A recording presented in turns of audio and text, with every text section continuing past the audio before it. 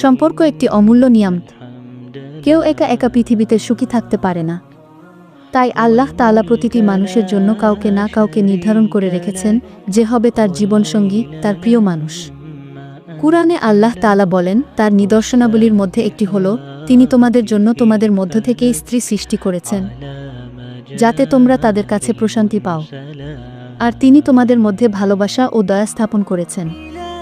সূরা room 2:1। অর্থাৎ আল্লাহ আগে থেকেই আমাদের ভাগ্যে নির্ধারণ করে রেখেছেন কার সাথে আমাদের মিলন হবে, কে হবে আমাদের প্রিয়তম, আর কার হাতে থাকবে আমাদের শান্তির জীবন। তবে অনেক সময় আমরা বুঝতে পারি না আমাদের জন্য আসলে কে সেই মানুষ।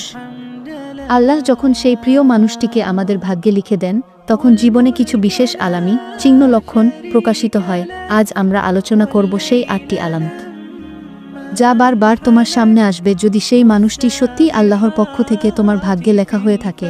1 আলামত, অন্তরে অজানা শান্তি অনুভব করা। যখন আল্লাহর পক্ষ থেকে কারো সাথে তোমার মিলন নির্ধারিত হয়,